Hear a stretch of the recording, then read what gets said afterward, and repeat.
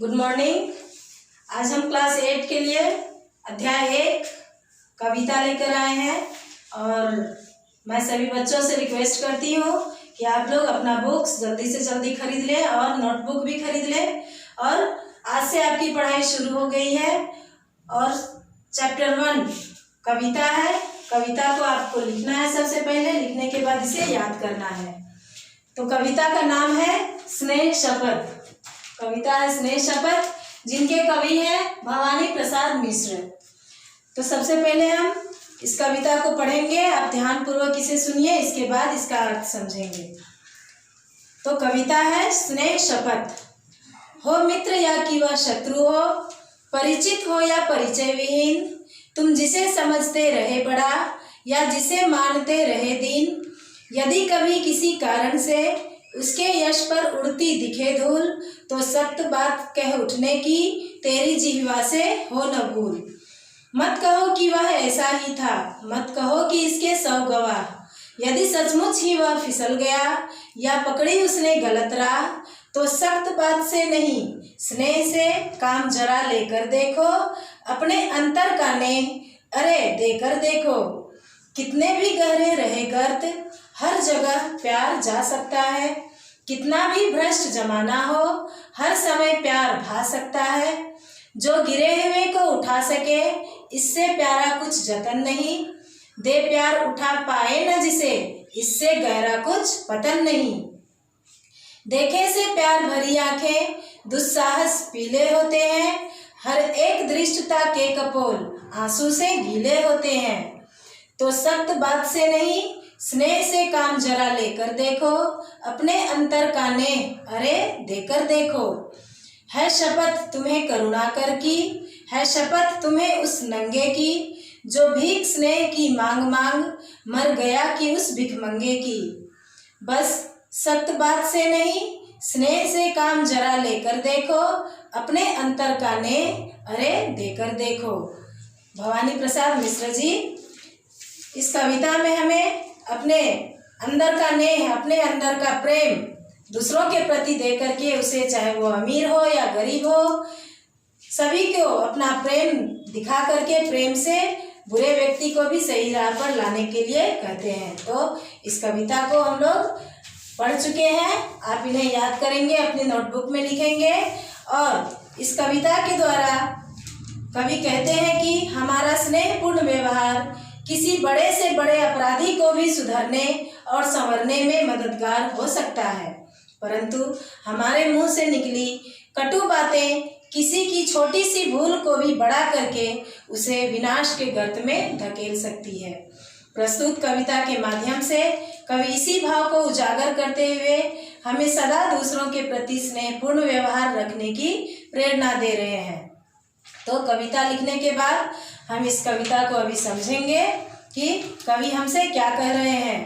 तो कवि कहते हैं कि हो मित्र या कि वह शत्रु हो, यानी मनुष्य कोई भी हो, हमारा मित्र हो या कि हमारा शत्रु हो, परिचित हो या परिचय विहीन, यानी जिसे हम जानते हो या नहीं जानते हो, तुम जिसे समझते रहे बड़ा या कोई अमीर हो या जिसे समझते रहे दीन या वो गरीब हो, जिसे हम जानते हो या ना जानते हो, चाहे वो अमीर हो या गरीब हो, कोई भी अगर गलत राह पकड़ ली है, किसी कारण से गलत राह पकड़ ली है, यानी उसके यश पर हम धूल उड़ती हुई देख रहे हैं, तो उस समय हमें सख्त बात कहने से नहीं चूकना चाहिए, उसे अपनी सख्त बात कह करके उसे सही राह पर लाने की कोशिश करनी चाहिए। और सख्त बात ऐसी ना हो कि उसके दिल पे चोट लगे, उसके दिल को छू जाए।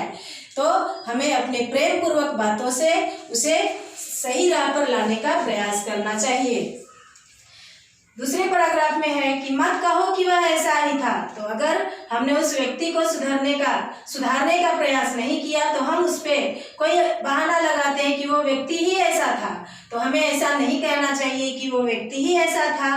और मत कहो कि उसके 100 गवाह, कि हम कहते हैं कि उसके 100 गवाह थे, उसके पीछे 100 व्यक्ति लगे थे और कह रहे थे कि वो व्यक्ति ऐसा ही था, तो हमें उस व्यक्ति को ऐसा ही नहीं छोड़ना चाहिए, बल्कि अपने प्रेम पूर्वक बातों से उसे सही राह पर लाने का प्रयास करना चाहिए।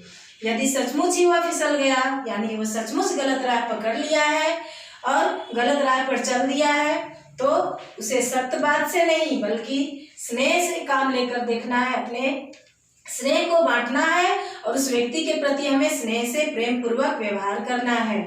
अपने अंतर का प्यार, अपने हृदय का प्यार उसे देना है। चाहे कितना भी गहरा गड्ढा हो, कितनी भी गहरी खाई में वो क्यों ना गिर गया हो, हम हर जगह हमारा प्यार जा सकता है, हर जगह हम अपने प्यार को दे सकते हैं, उसे अपना प्यार बांट सकते हैं। जमाना चाहे कितना भी भ्रष्ट हो, ये दुनिया चाहे कितना भी बुरा हो, हर समय हम प्यार से बातें कर सकते हैं, प्रेम पूर्वक बातों से हर किसी का दिल जीत सकते हैं।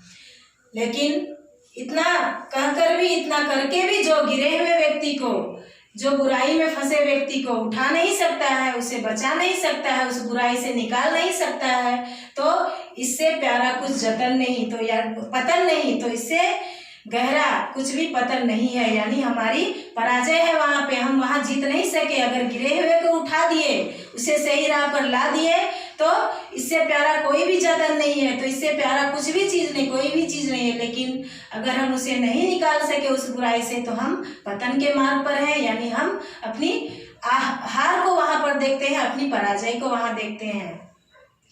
देखे से प्यार भरी आंखें दुस्साहस पीले होते हैं। अगर हम अपनी प्यार भरी आंखों से, अपने प्यार भरे व्यवहार से वहाँ पर उसके साथ व्यवहार करते हैं, तो उसका दुस्साहस, उसके अंदर जो भी बुराइयां हैं वो सभी हट जाते हैं, और वो बुराइयां जो है उसके कपोल पे, उनके गाल पे आंसू के रूप में छलक पड़ते हैं। जब वो सही राह पकड़ लेते हैं तो उसकी बुराई खुद ब खुद खत्म हो जाती है और उनके आंखों से आंसू छलक उठते हैं।